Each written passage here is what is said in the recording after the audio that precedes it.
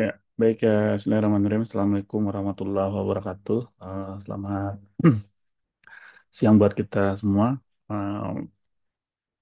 Baik, selanjutnya kita lanjutkan untuk pertemuan ketiga. Kita membahas terkait dengan core di dalam epidemiologi bencana. Yaitu adalah terkait dengan bagaimana kita melakukan penilaian kebutuhan secara cepat atau disebut dengan rapid need assessment. Oke, nah ini bahannya cukup banyak, tapi mudah-mudahan kita apa namanya bisa memahami untuk pertemuan pada hari ini atau siang ini. Pertama adalah eh, terkait dengan apa tujuan dari eh, penilaian secara cepat atau rapid need assessment ini dan bagaimana persiapannya dan bagaimana menentukan informasi yang dibutuhkan dan apa metode sumber pengumpulan datanya dan bagaimana melakukan nanti rapid need assessment ini. Nah, kita masuk yang pertama adalah terkait dengan tujuan. Karena tujuan penilaian kebutuhan secara cepat, karena memang kebutuhan akan informasi terkait dengan bagaimana nanti mitigasi dan termasuk rencana tanggap darurat maupun juga proses rekonstruksi setelah event terjadi. Nah, karena apa? Ini menjadi penting di dalam kompetensi seorang epidemiolog mampu menentukan besarnya bencana ini. Nah, tentu dari penilaian cepat ini. Terus yang kedua adalah selain kita dapat menentukan besar, yang kedua adalah dapat menentukan apa menjadi kebutuhan pada populasi yang terkena dampak. Oke. Nah, jangan sampai nanti rekomendasi kita malah justru memperburuk upaya penanganan pasca bencana seperti itu. Nah, karena memang kesalahan di dalam kita menilai apa menjadi kebutuhan menjadi dasar di dalam orang yang terkena dampak ini atau populasi.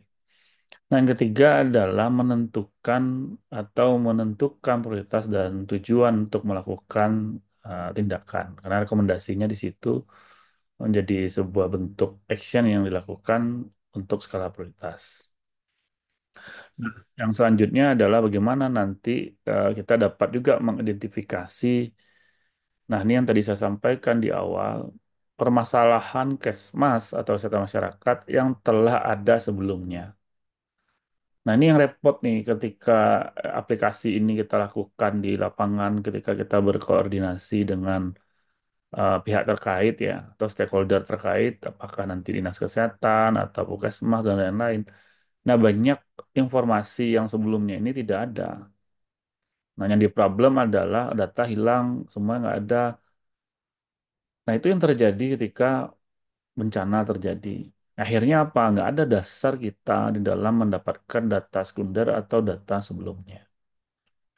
Nah, yang paling maka nanti membedakan antara ketika data surveillance atau data-data rutin yang nggak ada, makanya nanti survei dibutuhkan. Yang sifatnya ad hoc ketika bencana sudah terjadi. Nah, yang selanjutnya adalah bagaimana kita mengevaluasi kapasitas respon dan termasuk sumber daya lokal dan logistik yang ada. Karena apa? Ini di dalam teori bencana tentu risiko itu dinilai salah satu pembaginya itu adalah selain bahaya dikalikan dengan apa namanya vulnerability-nya ya, artinya kerentanannya itu dibagi dengan kapasitas responnya. Nah, ini sama matematika dalam bencana itu menilai risiko itu juga menjadi pembaginya kapasitas sama juga dengan bicara COVID. Nah, kesiapan dari sistem kesehatan itu juga menjadi pembagi di dalam kita menghitung risikonya. Artinya apa? Risiko bisa minimal kalau kapasitas kita, ini kuncinya ya, ini keluar di ujian, kapasitas kita apa namanya, risiko kita bisa minimalkan ketika kapasitas kita cukup atau besar dalam hal ini. Nah, kapasitas itu macam-macam, mulai dari ketahanan populasinya sendiri, sumber dayanya, infrastrukturnya, logistiknya. Nah, tapi ketika kapasitas kita minim, rumah sakit nggak ada, ini nggak ada, itu risiko akan lebih besar dalam hal ini. Nah, terus selanjutnya adalah bagaimana menentukan kebutuhan atau sumber eksternal untuk tindakan prioritas. Kenapa? Ketika kita mengevaluasi di dalam proses bencana dan kapasitas respon kita, kita tahu apa yang menjadi need dari yang kita butuhkan atau yang kita harapkan dari pihak eksternal. Nah, jangan nanti campur aduk apa namanya kita kapasitas itu sudah ada, tapi ketika eksternal ada, kira tumpang tindih gitu. Banyak terjadi pas bencana, tumpang tindih dan overlap. Nah, dalam hal ini, dalam koordinasi akan apa namanya tidak ada pemerataan antara kebutuhan dengan barang atau kapasitas yang datang nanti ketika kita mengharapkan kebutuhan secara eksternal. Nah, selanjutnya adalah bagaimana kita menyiapkan satu bentuk sistem informasi yang yang bagus, yang siap untuk dapat kita nilai dengan baik dan itu menjadi dasar atau sumber informasi yang kuat nanti dalam sistem informasi kita. Nah, saya kira ini udah banyak dilakukan juga macam-macam buatnya, tapi Anda bisa evaluasi apakah yang sudah dikerjakan oleh baik BNPB atau dinas terkait itu berjalan apa tidak. Saya dulu pernah juga, kalau Anda cek coba aja, ada nggak, kalau dulu kita bisa cek shelter terdekat di mana misalnya, kalau terjadi gempa. Nah, sekarang nggak tahu nih sistem informasi itu ada nggak ketika kita berada di rumah kita, mana shelter yang paling dekat kalau memang terjadi nanti tsunami atau gempa dalam hal ini. Nah, dulu pas pasca gempa sih keren-keren nih buat gitu. Nah, kita bisa menentukan titiknya di mana, terus kita tahu di mana pelayanan kesehatan yang terdekat, di mana tempat berlindung yang paling dekat, mana yang tinggi. Jadi salah satu juga menyiapkan sistem informasi agar mudah diakses. Nah, termasuk notifikasi kayak sekarang apa gempa dan segala macam yang itu mempermudah Anda melihat besarnya kekuatan skala Richter gempa dalam hal ini. Nah, itu kan masih jalan tuh kayak BMKG, tapi kadang-kadang kita hanya dapat dari WA ya seharusnya di apa nama notifikasi secara otomatis ke dalam HP atau memang smartphone kita seperti itu. Nah, jadi ini tujuannya. Nah, persiapannya seperti apa implementasinya? Yang pertama adalah kita biasa yang kita lakukan ini dulu waktu pas gempa 2009 dan termasuk juga dulu pas bencana apa namanya flu burung pun juga sempat panik juga dulu. Eh, Sama juga penilaian kebutuhan kita juga menilai. Pertama adalah mengumpulkan informasi sebelumnya situasi darurat yang kaitannya dengan lokasi geografis. Terus ada juga nggak faktor-faktor politis, data-data kesehatan yang bisa kita peroleh dari informasi dari sistem kesehatan yang sudah ada. Nah, biasanya salah satu yang digunakan adalah memang mapping dari apa namanya areal ya. Areal itu biasanya menggunakan helikopter atau menggunakan kalau sekarang mungkin bisa drone yang untuk melihat gambaran dampaknya seperti apa kalau pas tsunami dan juga gempa. Nah, biasanya itu dilihat. Nah, juga ada memang faktor-faktor yang lain yang terkait itu juga perlu dikumpulkan karena terkait nanti karakteristik masyarakat itu kan beda-beda di masing-masing daerah. Ada yang kadang-kadang alergi dengan pendatang atau orang baru, ada yang sangat-sangat welcome terhadap hal ini. Nah, coba contoh misalnya kayak Merapi gitu kan, nah itu kan beda juga karena dia ada kayak juru kunci segala macam. Nah, ini karakternya kan beda kalau nggak kita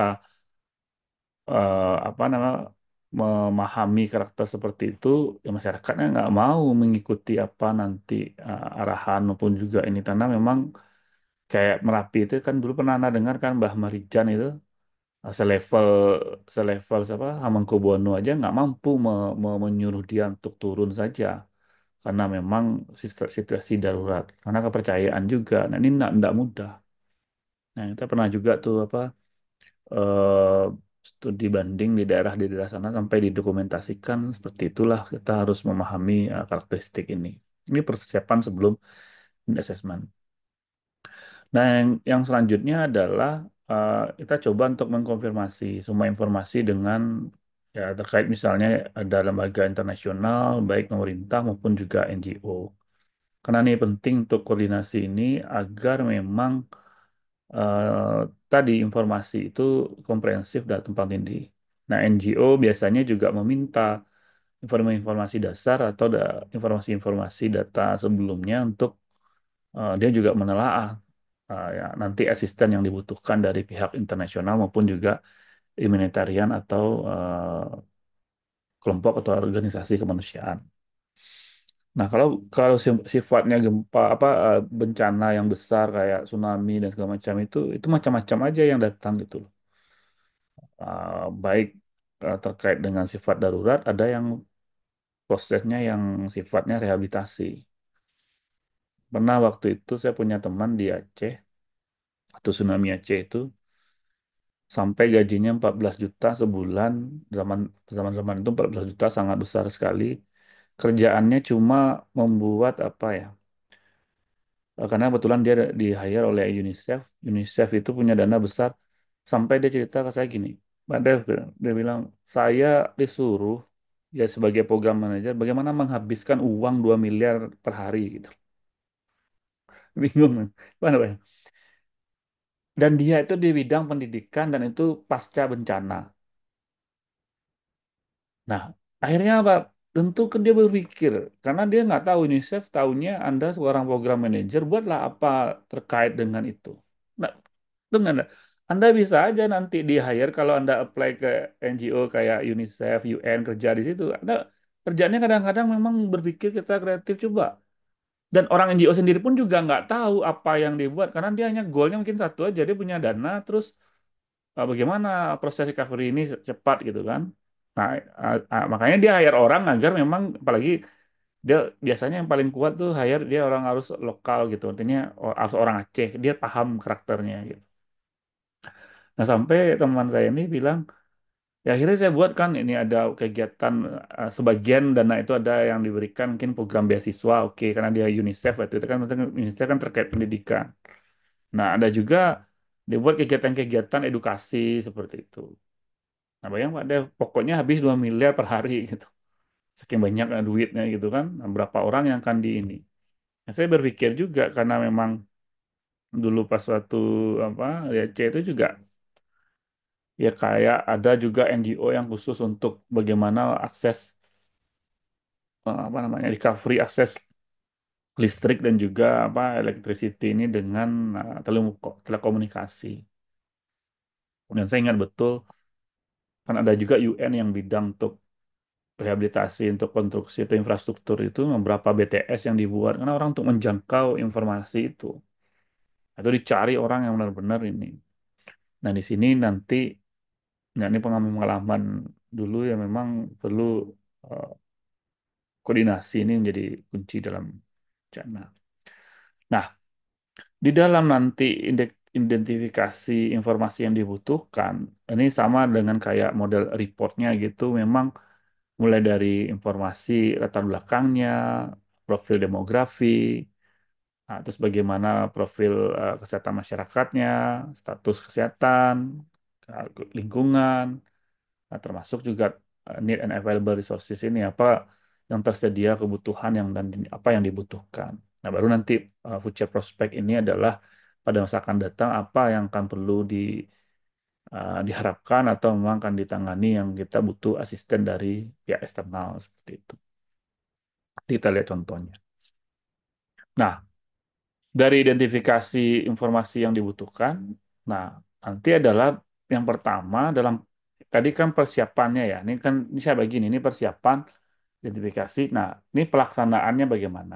Nah, di pelaksanaan ini dibagi ada nanti preliminary, ada nanti yang ketika kita melakukan interview. Nah, untuk preliminary ini yang dibutuhkan memang nah, kalau bisa dilaksanakan, dapat kita memetakan atau mengkaji lingkungan dengan pemanfaatan biasanya untuk observasi itu kan tadi saya sampaikan. Nah, mungkin dulu helikopter, drone belum ada, mungkin sekarang bisa menggunakan drone. Nah, sekarang banyak itu model-model pemetaan untuk melihat, baik kayak contoh aja kemarin untuk ini apa dipermudah misalnya kayak Lembah Anai terjadi apa longsor kemarin banjir. Nah, itu kan dipetakan juga secara apa namanya arealnya untuk kaji lingkungan. Nah, nanti juga dampak juga bisa kita nilai di sini. Nah, terus dapat menilai beberapa besar area kerusakan. Karena dari areal ini kita bisa memperoleh uh, besar dari area kerusakan tadi. Dan itu bisa kita petakan. Nah, makanya pernah dulu untuk koordinasi, kemudian ada foto-foto yang sebelumnya itu. Nah, kadang-kadang kita rapat dengan dinas kesehatan, gubernur, dan lain-lain. Untuk penampungannya mau di mana. Nah, Anda kalau tahu dulu kenapa bypass itu menjadi apa bukan target ya kayak di apa ya, istilahnya di air pacah dan apa namanya di Kota Tangah itu skenario-nya kalau Anda tahu ketika nanti misalnya M Jamil itu kolaps gitu loh. Nah, tempat pusat menjadi rujukan utama sekelas M Jamil itu harus ada di bypass sana. Untuk pesawat bisa landing dan segala macam itu dulu rekonstruksinya seperti itu gitu. Karena kita tahu, ngapain gempa untuk sekarang apa kayak sekarang aja kalau digoyang gempa aja itu udah M Jamil untuk ngapain untuk orang lain untuk yang di daerah sananya aja udah crowded gitu untuk keluar.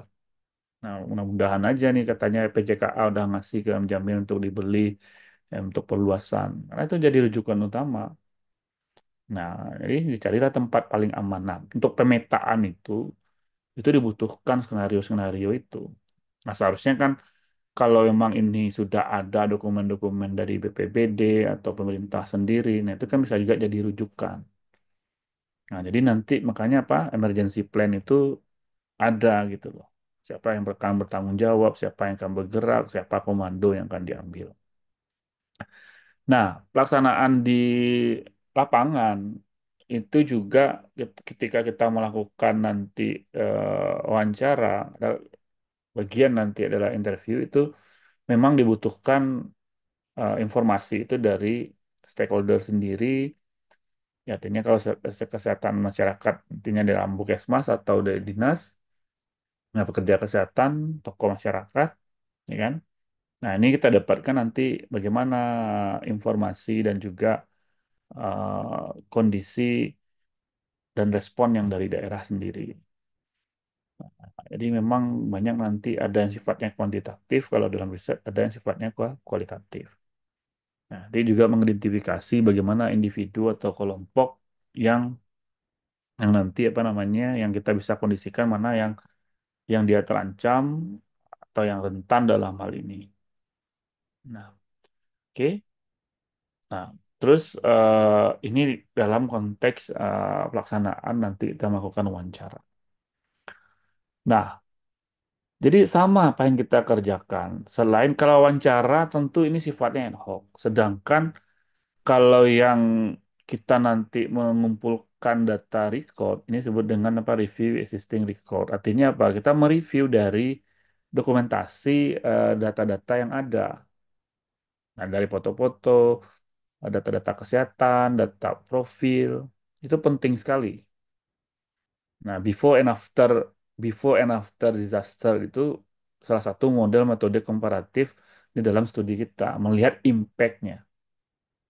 Yang tadi pada pagi sampaikan, pada pernah menilai, tapi mungkin pertemuan berikutnya nanti kita kasih hasil riset saya gimana membedakan yang contoh kan dampak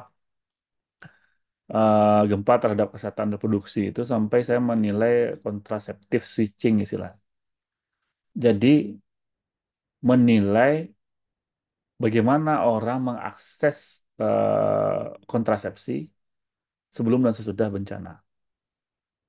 Kenapa?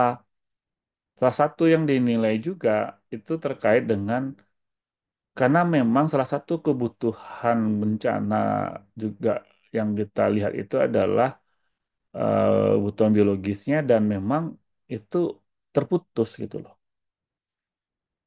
Nah, terputus dalam hal ini karena dia tidak mau berhubung badan, dia punya anak, karena dia udah ada perencanaan atau KB dalam hal ini, tapi KB-nya terputus. Itu problem gitu. Nah, banyak yang nanti hamil di luar rencana atau hamil apa yang unplanned pregnancy istilahnya. Nah, itu kita nilai. Nah, perubahan-perubahan. Nah, di situ kita juga dapat nanti berapa emergency kontraseptif method yang akan digunakan gitu loh. Nah, dulu pernah aneh juga orang yang udah steril saja bisa dia nggak steril gitu. Saya pernah dapat kasus itu.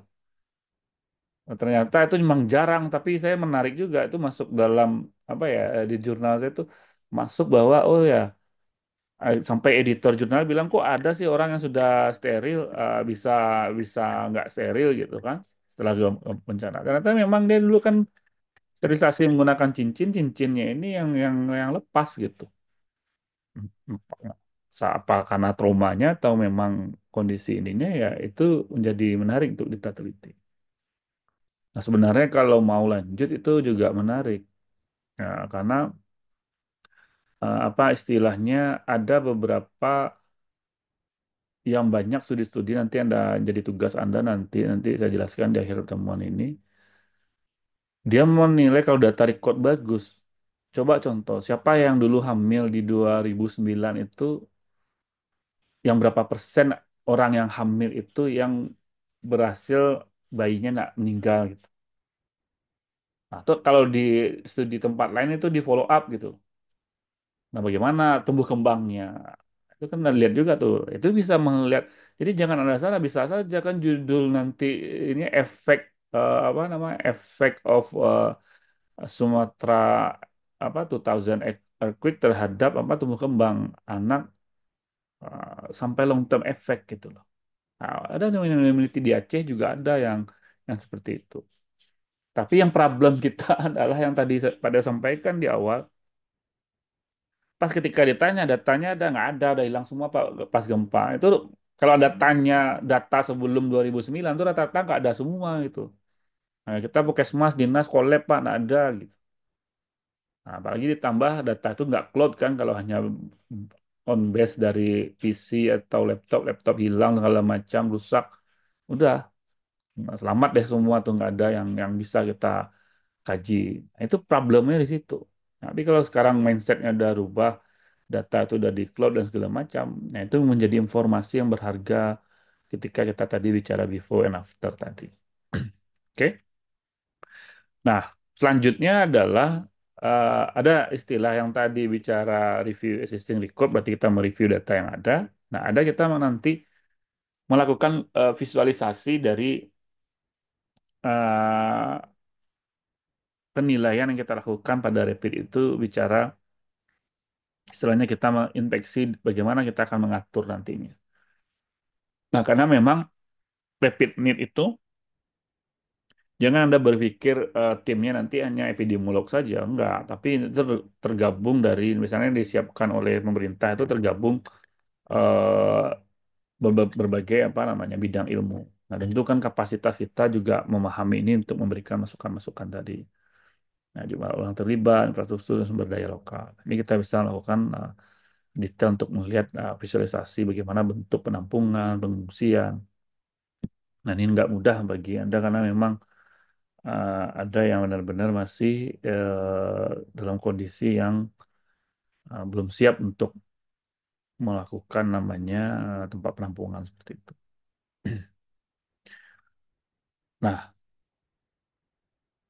yang selanjutnya kita juga tadi saya katakan ada kita mereview existing yang ada yang kita melakukan survei.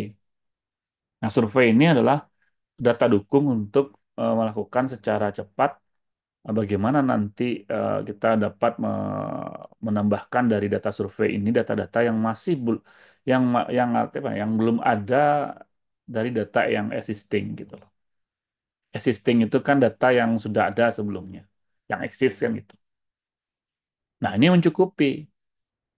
Nah, kalau Anda yang udah pernah dulu mungkin dia satunya AMDAL atau segala macam, ya hampir mirip juga gitu. Kalau kita AMDAL itu kan ada nanti survei ad hoc-nya, ada dari data-data review dari profil dinas kesehatan, puskesmas. Ini sama dokumen yang akan kita buat ini. Oke.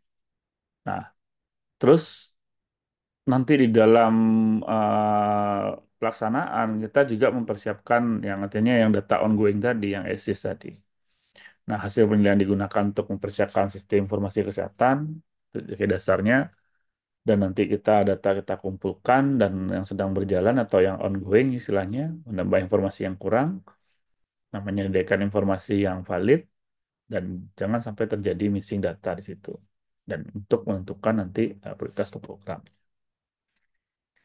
Nah, setelah itu baru nanti di situ kita melakukan yang namanya pre-analisis dalam hal ini. Nah, nanti bisa ketepatan, kehati-hatian dalam menganalisis informasi karena akan menjadi based on untuk apa namanya rekomendasi pada masa akan datang untuk perencanaan. Nah, mungkin kita bisa gunakan carilah mungkin yang sederhana, jangan yang rumit tapi visualisasinya bagus gitu. Nah, sama dulu pada membantu untuk bicara COVID, ya gitu. Kalau Anda terlalu jelimet model statistiknya, apalagi yang akan Anda hadapi itu adalah gubernur, wali kota, bupati. Nah, dia ingin yang simpel aja, apa sih maksudnya ini? Gitu. Nah, karena di sisi lain kita dilema. Kalau nggak kita buat terlalu jelimet, seolah-olah nggak ilmiah kan gitu.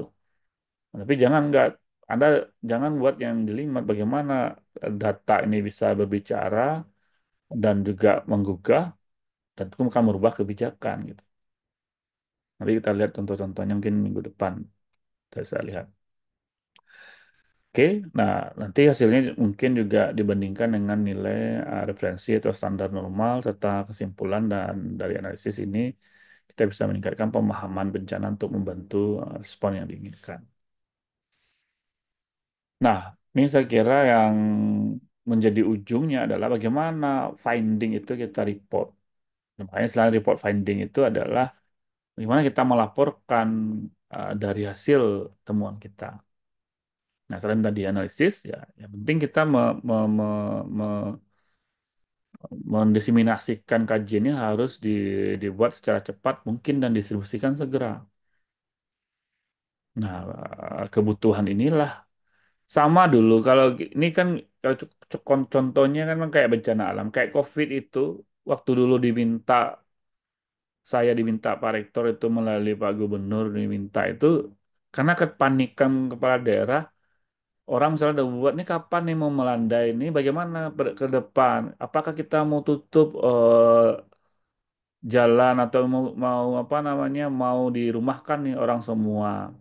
Nah, dia ingin kepala daerah itu panik karena di luar udah menjadi epicenter yang kuat, sedangkan kita belum ngapa-ngapain gitu loh. Nah, waktu itulah yang saya diminta oleh Pak Rektor, karena Pak Gubernur nelfon Pak Rektor, ada nggak ahli epidemiologi yang bisa mengestimasi ini? Apalagi waktu itu orang mau lebaran haji, kita mau PSBB apa enggak gitu kan? Nah, enggak nanti apakah kita bisa menekan angka kematian, kesakitan? Nah, di situ, nah, bayangkan. Nah, kalau nggak ada ahlinya, nggak ada ininya, siapa yang membantu Pak Gubernur, Pak Wali Kota? Nah, itulah apa namanya pengalaman dulu itu. Nah, itu memang diuji betul ilmu-ilmu yang kita pelajari ini. Bayangkan kepala dinas aja nggak ngerti gitu kan. Bayangkan udah pengalaman jadi tenaga kesehatan dari apa namanya dari bawah sampai ke puncak. Nah, pandemi ini baru ketemu baru kayak gini Pak Deh dia bilang kan. Nah, padahal saya cerita pandemi ini dulu waktu saya orasi ilmiah udah 2013 saya cerita ini dari awal, tapi orang nggak ngeh aja gitu. Pidato ilmiah saya tentang wabah ini justru. Nah, itulah kadang-kadang eh, baru mungkin ilmunya digunakan pas terjadi wabah. Nah, atau memang nanti ke depan itu nggak kita harapkan. Nah, ini cepat, makanya kita buat dulu ada kajiannya sampai estimasinya, dan termasuk nanti skenario-skenario. Nah, itu minggu depan lah saya ceritakan kan, bagaimana skenario-skenario kita buat dari hasil kajian kita. Bukan skenario berdasarkan keinginan kita gitu loh. Nah, kalau Anda bagus itu sempat diapresiasi. Itu gini, ketika orang kepala daerah bahasa saya itu mempertaruhkannya masyarakatnya itu ketika kita memberikan kajian dia berubah pikiran untuk membuat kebijakan.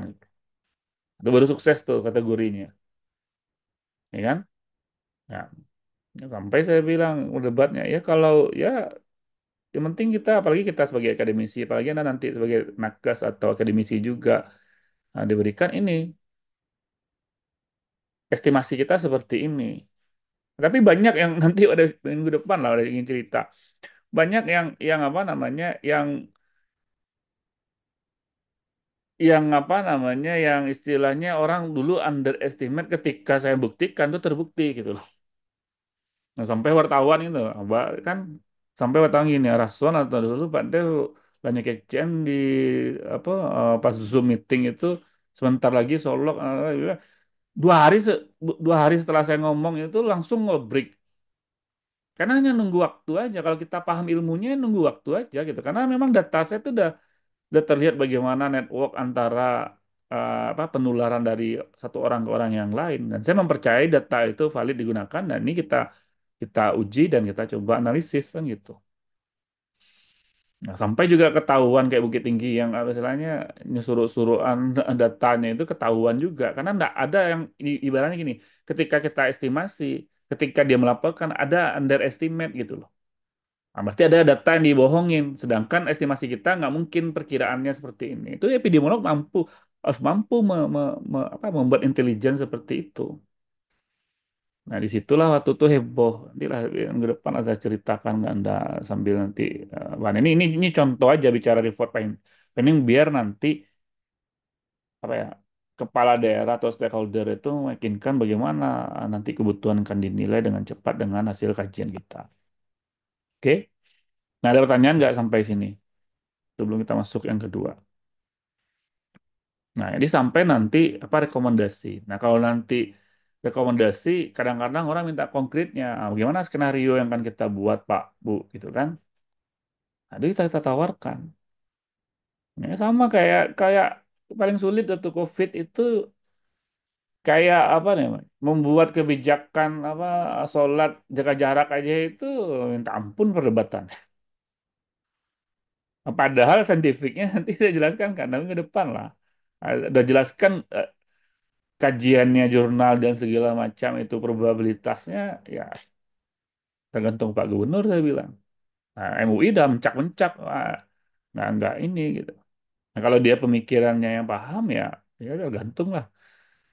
Sekuat-kuat iman tapi nggak punya pengetahuan ya babak belur juga gitu loh. Nah, ini memang harus pakai akal dan juga pengetahuan. Tapi, apa karena di Al-Quran udah jelas juga harus sejalan itu. Udah jelas nyata-nyata ya sekuat-kuat apa iman tapi eh, tanpa itu namanya kan bodoh juga istilahnya. Dan sebaliknya juga, kalau hanya menggunakan akal saja nggak cukup juga, nggak ada iman ya sama aja juga hampa juga seperti itu. Itu poinnya. Oke, nah ini yang pertama. Oke, nah yang kedua nggak terlalu banyak, tapi ini nanti kita bisa lebih exercise-nya nanti di jurnal akan jadi tugas Anda yang akan saya jelaskan nanti di akhir ini. Kita lanjut ya. Nah, sekarang kita coba untuk gimana kita mengestimasi dan besar populasi. Ini poin yang kedua, apa poin yang keempat yang untuk hari ini. Tadi sudah coba juga bicara penerapan epidemiologi, tapi memang ini penting juga untuk kita bagaimana kita dapat mengestimasi dan besar populasi ini. Ini bahannya nggak banyak. Yang pertama adalah kita harus memahami apa tujuan dari apa namanya estimasi besarnya populasi ini. Karena perbedaan metode ada juga ya di dalam kita mengestimasi populasi. Artinya estimasi populasi ya dampak terus perkiraan sama kayak kita bicara pandemi, siapa yang berisiko, siapa yang lebih rentan dan siapa apa namanya yang akan berdampak. Nah, kalau kita pakai pendekatan epidemiologi deskriptif, kapan itu terjadi, Ya kan bicara waktunya kan, seberapa besar kan, dan siapa yang akan terkena dampaknya seperti itu. Nah, yang pertama adalah kenapa ini menjadi tujuannya. Nah, hal penting itu adalah gini. Pertama, kita lebih hati-hati menentukan populasi yang berisiko. Istilahnya apa? Population at risk kalau bahasa Inggrisnya gitu. Ini Anda ingat ya, kalau Anda bicara prevalen, insiden, jangan pembaginya jumlah penuh, tapi adalah populasi yang berisiko. Itu kuncinya. Nah, kalau Anda dulu belajar di S1 atau dulu di D3, insiden adalah jumlah kasus baru dibagi populasi. Nah, populasi dalam hal ini population at risk. Jadi nggak mungkin Anda akan membagi, nggak mungkin menghitung insiden. Ini contoh yang salah ya. Nggak mungkin Anda menghitung insiden kanker serviks, tapi pembaginya laki-laki dan perempuan. Salah. Makanya bicara population at risk. Nah, risiko penyakit itu siapa? Nah, kalau bicara insiden yang Anda tanyakan, insiden atau prevalen kanker serviks, ya population at risk-nya adalah perempuan saja. Beda kalau kanker mame atau payudara, laki-laki mungkin bisa berisiko gitu loh. Nah, itu contoh sederhana. Termasuk juga penyakit, termasuk juga bencana, termasuk juga yang lain. Siapa yang ini Anda harus paham siapa yang punya risiko di situ. Nah, ya kan? Nah, terus memperoleh data-data sensus dan perencanaan secara sampuitis, otoritasnya, lokal media dan juga donor. Nah, mengestimasi berapa jumlah besar yang dibutuhkan. Nah, karena apa? Berapa jumlah makanan, air, shelter, dan segala macam, ini butuh nanti kebutuhan itu Anda bisa merujuknya adalah guideline-nya yang tadi saya katakan Spear Project tadi untuk melihat standar minimum. Oke? Nah, terus yang selanjutnya adalah menggambarkan biaya. Nah, ini kebutuhan nanti rehabilitasi, relief program itu memang biayanya berapa. Karena ini juga ujung-ujung kan nanti tidak hanya sumber dana, tapi juga tenaga juga seperti itu. Oke? Nah, sekarang kita lihat terus bagaimana menghitung nilai indikator program ini dan mengevaluasinya. Nah, di dalam apa namanya estimasi nanti ada istilah apa namanya yang sifatnya emergency itu yang sifatnya akut ya. Situasi yang sifatnya akut. Kalau akut itu kan lebih early dia gitu.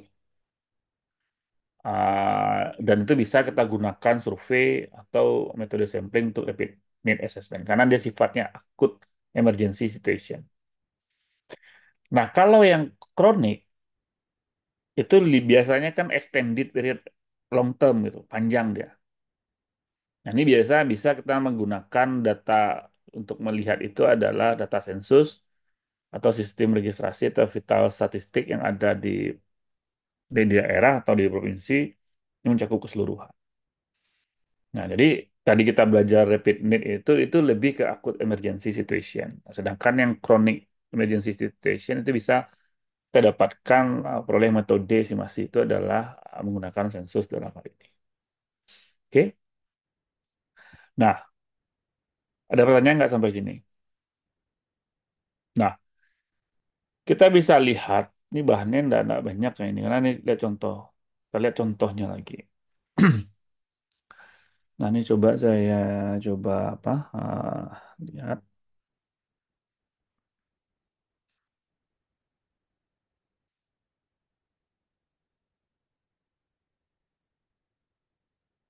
Oke, ini contoh kita melakukan assessment pasca gempa dan melihat bagaimana public services di Kota Padang terkait dengan dampak uh, gempa. Ini sudah saya publish di jurnal, ini saya screenshot saja untuk sukses ketika kita melakukan survei dalam hal ini. Ini coba lihat, siapa yang bisa baca baca baca apa namanya grafik ini untuk kita display. Nah, jadi waktu itu kita melihat bagaimana public facilities ini di 26 health facilities yang ada, baik puskesmas maupun juga rumah sakit di situ. Nah, jadi kita merecall ini ketika kita penelitiannya sampai 1,5 tahun waktu itu gempa, karena penelitian ini setelah 2009 itu sekitar 2011-an lah, artinya udah dijalankan 1,5 tahun. Nah, kita menilai dari awal itu, nah kita merecall. Katanya kebetulan untuk public facilities itu kan yang dasar nih, listrik, telepon, eh, penyediaan air, ini sama genset atau backup elektrik. Coba lihat. Itu untuk kita ambil aja ya, ini kebetulan kita lihat nih, yang paling ini kan listrik. Listrik itu hidup 100% sebelum gempa, ya kan? Ketika 1 minggu setelah gempa itu langsung drop hanya 60% dari 26 ini, hanya 60% yang hidup. 1 minggu. Nah, yang menarik di dalamnya adalah kalau internasional ini melihat speed recovery-nya kapan dia ketika ini 100, kapan dia bisa ketiga pasca gempa itu dia nggak mendapatkan 100 lagi setelah apa namanya pasca gempa itu berapa waktu dibutuhkan. Nah, ternyata kalau kita lihat untuk listrik itu baru bisa hidup kembali normal itu 3 bulan. Baru bisa semua semua apa namanya semua fasilitas STM itu masih hidup listriknya dengan stabil gitu ya. Itu baru 3 bulan. Ini 3 MO ini months apa bulan. Nah, ini lihat nih. Nah, telepon nih. Telepon itu nggak sebelum gempa nggak 100% dia. Berarti kan ada juga tuh puskesmas nggak ada teleponnya kan gitu. Ada juga berarti ini 90%. Atau memang rusak pas waktu sebelum gempa itu udah rusak juga gitu. Kita lihat. Ini drop juga kita bisa lihat. Nah, ini kita bisa ini. Ini water supply sama dengan apa penyediaan air cuma ada lihat. Paling parah nih penyediaan air itu dari 100% itu drop di kurang dari apa namanya 50%, di atas 40% nih, ya kan? Karena air memang susah pas waktu itu. Orang sampai menyuling air segala macam. Nah, ini kan kita bisa lihat. Nah, nah, sedangkan telepon juga saya lihat komunikasinya terbatas juga. Ini nggak 100% juga. Nah, yang parah, yang seharusnya kalau standar internasional, seharusnya gensetnya harus wajib nih ada kayak setiap puskesmas itu. Malah jangan yang portable yang seharusnya memang udah statis gitu. Ini coba lihat. Sampai gempa, sebelum gempa 40, setelah 1,5 tahun pun nggak semua puskesmas juga rumah sakit punya genset itu. Nah, padahal nih bagaimana? Pertanyaan sederhana aja, bagaimana kalau listrik mati pas gempa mau apa nanti mau bedah dan segala macam bedah ringan atau memang butuh perawatan. Nah, ini contoh sederhana dalam kita mengevaluasi kelihatan dia. Nah, ini contoh kita bisa melakukan survei dan kita bisa melakukan rapid need assessment yang tadi bagaimana cara nanti melihat kondisinya. Nah, ini baru makanya nanti kalau Anda mau menilai, kalau bisa nggak usah mungkin subjeknya bisa saja subjeknya itu yang Anda nilai itu adalah fasilitas bukan individunya, paham nggak? Nah, tentu yang kapasitas yang akan menjawab nanti apakah nanti kepala puskesmas atau siapa yang berwenang di situ dalam kita menilai. Nah, nanti Anda bisa buat checklist dan macam Anda bisa memvisualisasikan.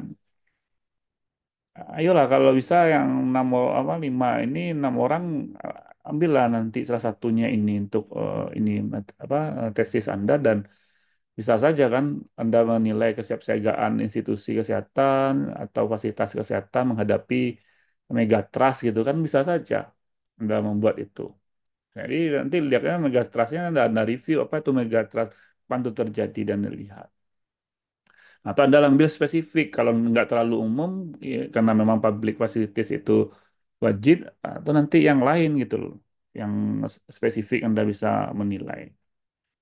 Nah, ini contoh yang bisa kita. Nah, oke. Oh, masih ada. Nah, ini satu lagi. Nah, terus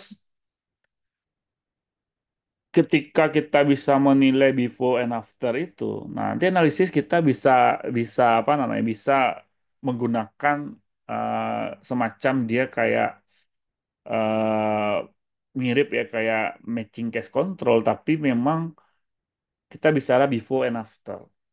Nah, ini kan agak agak ini nih, tapi coba Anda lihat ini kalau Anda paham ini. Ini beda cara perhitungannya. Ini menilai perubahan bagaimana perceived accessibility ini terhadap pelayanan kesehatan reproduksi apa selama 1 tahun sebelum dan 1 tahun sesudah. Jadi kalau kita lihat kalau yang yes yes ini yes yes ini kan berarti apa? Dia mendapatkan kesulitan mendapatkan akses pelayanan reproduksi sebelum dan sesudah. Itu yes yes. Nah, sedangkan yes no yang dia sudah tapi yang sebelumnya tidak mendapatkan. Nah, menjadi perhatian adalah yang no yes gitu. Yang sebelumnya nggak dapat tapi yang sesudah gempa dia mendapat kesulitan dalam ini baik dari akses, kesesuaian, ketersediaan, nah, seperti ini. Nah, ini yang jadi menarik kita lihat dalam hasil ini dan memang terjadi apa namanya perubahan itu yang kita lihat impact bicara before dan afternya. Tapi nanti secara metodologi Anda juga bisa menilai itu. Kalau memang ada data-data sebelumnya, dan Anda bisa lihat impact ke depan seperti itu. Nah, terus juga kita bisa lihat apa namanya di sisi lain juga terkait dengan kebetulan yang saya review itu adalah kesehatan maternal juga, kontrasepsi, itu kita bisa nilai jalan apa tidak pelayanan di situ.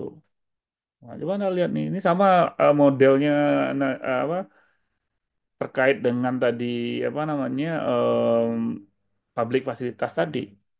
Nah, kita bisa lihat recovery-nya kapan, mana yang nih contoh nih kayak kondom ini dia nggak ada impact-nya dia. Artinya memang dia tidak tersedia 100% tapi di bawah 90 tapi flat saja nggak berdampak di sini. Nah, justru orang IUD nggak dapat, pil nggak dapat, implan nggak dapat. Ya, karena memang oh, ya gimana mau dapat kliniknya aja nggak collab kan gitu. Nah, kondom mungkin bisa saja dia nggak dikatakan dia tidak berdampak karena dia mungkin memperoleh dari apa istilahnya ya mungkin apakah di warung atau di apotek yang buka seperti itu. Nah, jadi memang penting kita bisa melakukan apanya penilaian yang lebih apa komprehensif di situ. Nah, estimasi-estimasi seperti ini dia bisa saja ad hoc, bisa saja yang tadi Pak Dew sampaikan melalui survei atau memang rapid secara cepat atau berdasarkan review dari data-data yang ada. Nah, itu bisa sifatnya akut dan sifatnya kronik kronis dalam hal ini. Oke, ada pertanyaan nggak sampai sini?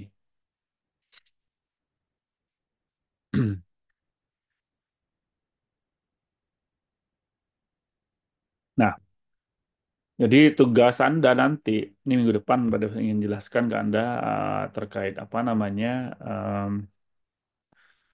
pre-disaster dan juga terkait tadi yang contoh-contoh di dalam bagaimana kita menilai kalkulasi disaster ini ketika kita menghadapi baik bencana alam maupun juga pandemi ke depan.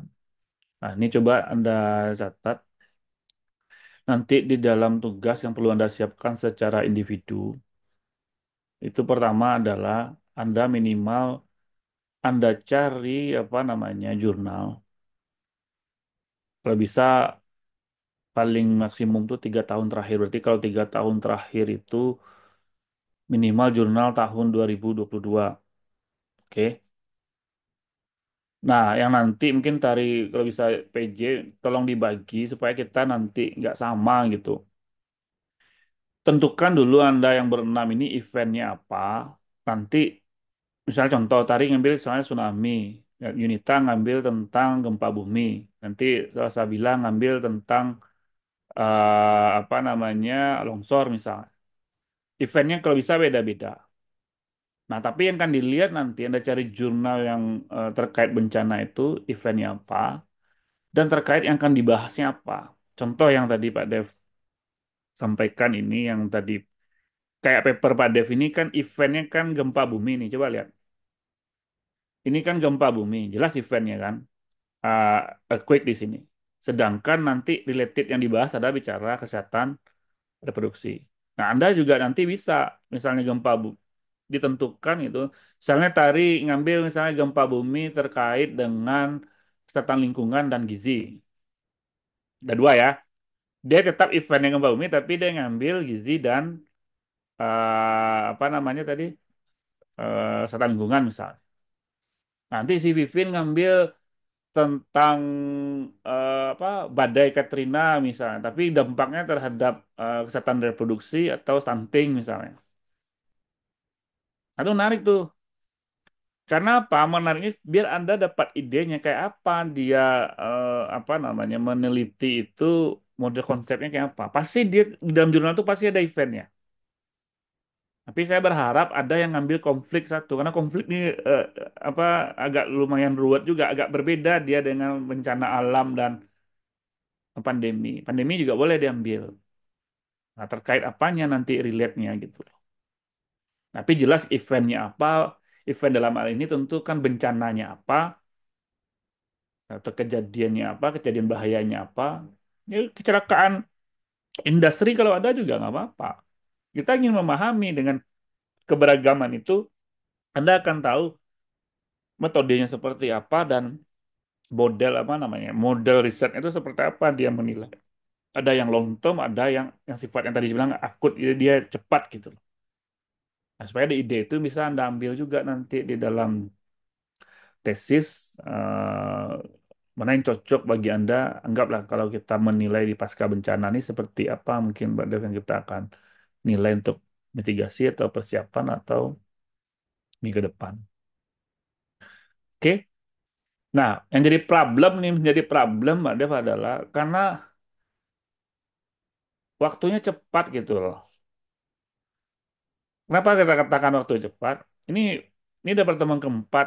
Berarti Anda harus selesai minggu depan itu Anda udah presentasi. Itu jadi problemnya. Saya juga kasihan juga bagi Anda gitu loh.